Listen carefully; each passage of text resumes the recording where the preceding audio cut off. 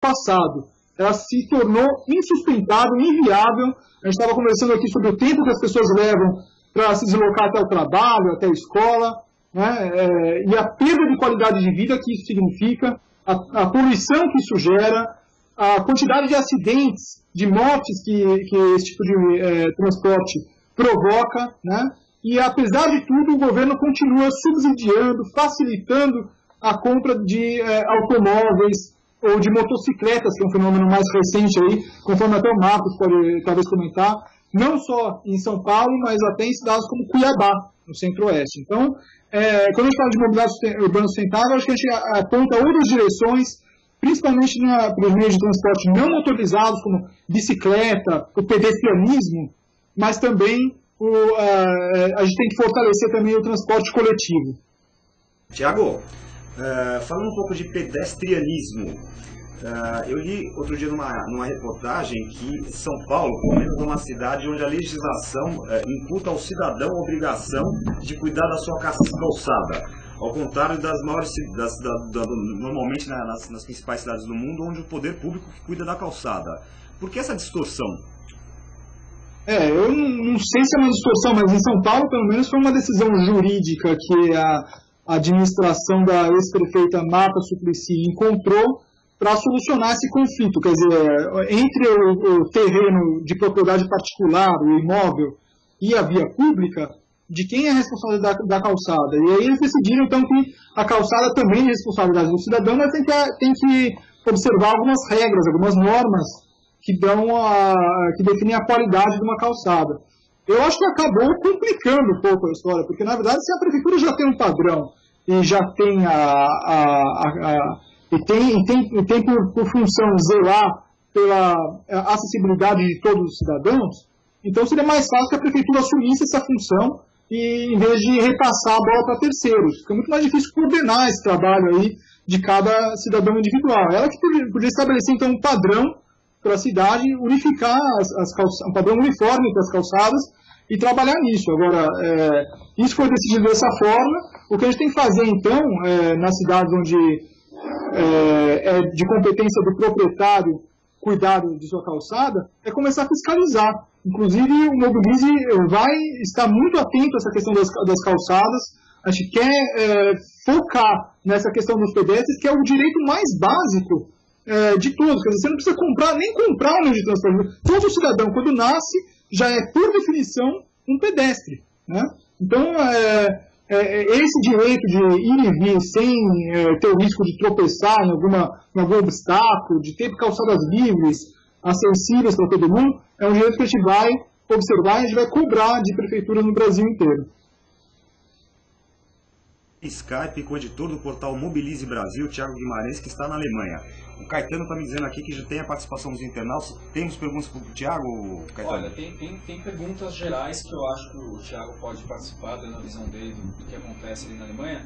Tem uma pergunta do R. Beleza, que foi inclusive a pergunta que você fez agora, falando sobre as calçadas, mas tem uma outra que ele diz aqui o seguinte: em janeiro de 2005, a cidade de São Paulo tinha menos de 300 ônibus urbanos mal adaptados para pessoas com deficiência. Hoje a cidade conta com 5.000 ônibus acessíveis, com plataformas embutidas, piso baixo, local para cadeirantes, assentos para deficientes visuais com cão-guia e pessoas com mobilidade reduzida. Isso representa 1/3 da frota de ônibus urbanos da cidade e continua crescendo. Sou cadeirante e considero isso um bom avanço. Gostaria de saber a opinião dos convidados. Olha, a minha opinião, Caetano, esse daí foi um fato, inclusive, que a gente focou no estudo que a gente vai publicar ainda nos próximos dias no site www.mobilize.org.br. A gente levantou esse dado, a gente quis saber quantos ônibus em cada uma das cidades que a gente avaliou são adaptados e podem receber pessoas com deficiência física. Em São Paulo, a gente recebeu um outro dado. A gente recebeu não um dado de 5.000, como o internauta comentou, mas um dado de 6.535 exatamente. Isso corresponde a aproximadamente um número de de 43% da frota adaptada para pessoas com deficiência. É um avanço, com certeza, mas ainda é pouco. Para a gente ter uma ideia, Goiânia tem 76% da frota adaptada. Cidades na Europa, é claro, esse número pode ser até maior ainda. Então, eu acho que o ouvinte tem razão, mas eu acho que a gente pode também avançar mais nessa questão aí. Eu acho que uma pessoa com deficiência, com algum tipo de deficiência física, ela não deve esperar mais tempo para entrar no ônibus do que uma pessoa sem deficiência. Então, eu acho que por trás desse número está esse indicador de qualidade de vida de nossos cidadãos. Nós estamos hoje com um Urban View especial aqui sobre mobilidade urbana, com a participação do Guilherme Bueno, do Marcos de Souza e do Thiago Guimarães, que está aí conversando com a gente via Skype direto da Alemanha. A gente está fazendo aqui o lançamento em primeira mão do portal Mobilize Brasil.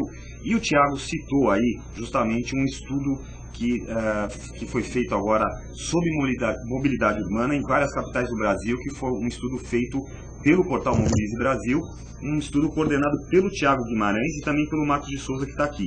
Esse estudo levantou dados de Porto Alegre, São Paulo, Rio de Janeiro, Cuiabá, Goiânia, Belo Horizonte, Salvador, Recife, Fortaleza, Natal e Manaus. Então eu vou pedir para o Marcos, que está aqui no estúdio, para o Thiago, que está lá na Alemanha, aí está na tela no Skype, para vocês comentarem um pouquinho desse estudo. Começa você, Marcos, e aí eu acho que o Thiago vai batendo uma bola com você e a gente vai aqui entendendo, e obviamente ele também vai participando aqui, também dando sua opinião aí. Perfeito. Acho que assim, o Thiago fez um comentário lá sobre o número de veículos adaptados da frota de São Paulo. 43% da frota de São Paulo está teoricamente adaptada a receber deficientes físicos. Eu disse teoricamente pelo seguinte, porque isso é estatístico. No nosso trabalho, como nós somos jornalistas, nós procuramos ouvir também usuários do transporte público em várias cidades. E o que a gente observa é o seguinte: embora os veículos possam estar adaptados, nem sempre o condutor, os operadores estão preparados para atender o deficiente físico. Nem sempre o elevador de cadeira de roda funciona, ou o piso, enfim. Então, ou às vezes há casos, um exemplo de Goiânia, que foi uma entrevista de uma pessoa que diz assim: bom, o motorista, quando vê o cadeirante, ele passa direto. Ele não para porque ele não quer ter o trabalho de buscar o cadeirante e coisa e tal. Então, existe um problema que é cultural. As pessoas entenderem que o passageiro que está ali é uma pessoa como ele e que aquele serviço é uma obrigação do motorista de desenvolver aquela atividade para a qual ele é pago, ou seja, de incorporar aquela pessoa ao rol dos passageiros. Então, nós trabalhamos nesse estudo buscando dados. O estudo, nós não fomos à rua pesquisar, nós fomos o quê? Buscar informações que estão disponíveis nos órgãos de trânsito, nos órgãos de transporte, nas prefeituras, nos governos do estado, em cada uma das capitais que foram analisadas. Isso foi feito um trabalho feito por repórteres, por jornalistas da nossa equipe, e ao mesmo tempo fomos entrevistar pessoas para que a gente tivesse, além dos números, um pouco de uma visão assim, da vida real. O que está acontecendo na vida real, como é que é essa coisa, como é que são as obras e tal. E uma das primeiras coisas que se destaca nesse estudo é o seguinte: a dificuldade que se tem de obter as informações. As informações até podem existir, mas elas estão escondidas ou elas inexistem, ou as pessoas estimam números. Quer dizer, em algumas cidades não há estatísticas efetivas. Quer dizer, a gente verificou o seguinte: 3 cidades, que são Belo Horizonte, Rio de Janeiro e São Paulo, apresentaram informações mais completas e permitiram que a gente conseguisse montar um quadro mais completo. Nas demais cidades, a dificuldade de obter as informações foi enorme, a ponto de nós termos, nós já gostaríamos de estar com o estudo pronto hoje, nós tivemos que adiar o lançamento até por conta das dificuldades de obter alguns dados que agora estão aparecendo, né? Mas assim, o primeiro indicativo é o seguinte: há um enorme descaso. O cidadão que usa o transporte público é tratado como um cidadão de segunda categoria. Isso é ponto 1 da história. E o reflexo disso é que não há informações disponíveis sobre a quantidade, a qualidade e o serviço efetivo disso na maior parte das cidades brasileiras. Inclusive nas 3 grandes cidades, em que eu disse que os dados são mais completos, nem sempre os dados correspondem exatamente à realidade. Depois a gente pode comentar isso mais em detalhe. Acho que o Thiago pode comentar outras coisas agora. Thiago? Thiago, tá aí, Thiago? Na verdade, foi... apesar dos grandes... Thiago, dá a sua opinião aí, quais são as suas impressões sobre tudo. Foi não só a dificuldade de obter os dados, mas também o fato de até hoje termos conseguido os dados e promessas de prefeituras que são absolutamente irrealistas. Quando a gente pergunta quais são os planos, os projetos das prefeituras, algumas delas de cidades importantes, eu não estou falando de qualquer prefeitura que está muito distante de ter alguma equipe técnica ou que, enfim, que por algum outro fator possa se confundir nos dados. Não, prefeituras importantes têm prometido para a população obras de expansão de transporte coletivo, obras de expansão das infraestruturas cicloviárias que são absolutamente irrealistas. Eles estão continuando a vender ilusões para a população. E esse é um fato muito grave, na verdade, que eu também gostaria de incluir.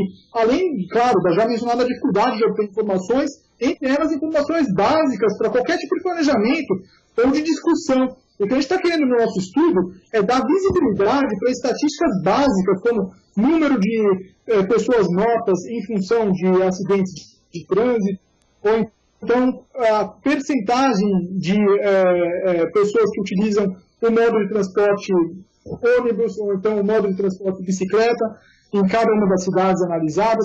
Essas estatísticas são para qualquer pessoa mais ou menos informada em termos de transporte, informações meio que básicas, são extremamente difíceis de conseguir nas cidades brasileiras, nas principais cidades brasileiras.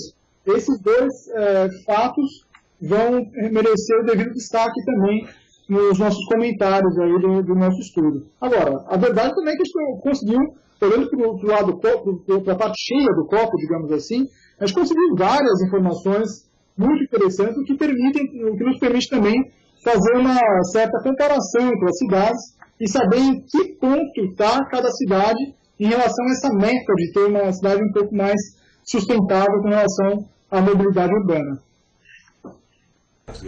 Eu só queria comentar uma coisa, que um dado que é relevante, isso vale para todas as cidades brasileiras, é que o número de mortos em acidentes de trânsito continua um número importante. Acho que hoje jornais publicaram informação de que em São Paulo houve um crescimento enorme. No primeiro semestre de 2011, houve um grande crescimento do número de acidentes e de mortos no trânsito paulistano, que é a maior cidade do Brasil, que é uma cidade que está fazendo uma campanha agora para que as pessoas respeitem a faixa de pedestre, e onde circula, muita informação, onde as pessoas têm mais formação cultural. No entanto, os números de mortes no trânsito continuam crescendo. Isso é uma luz vermelha, para que a gente reconsidere, a gente repense essa questão da mobilidade, da forma como ele é feito. Um outro aspecto que eu queria lembrar, e que o Thiago citou na conversa, na apresentação dele, é sobre o uso de motocicletas, que é um dos fatores que levam ao grande número de mortos também nas cidades. Se você andar hoje pelo Brasil, viajar pelo interior do Brasil, cidades do interior do Nordeste, você verá que uma boa parte dos antigos animais que eram usados no transporte foram abandonados e substituídos por motocicletas, sem que as pessoas,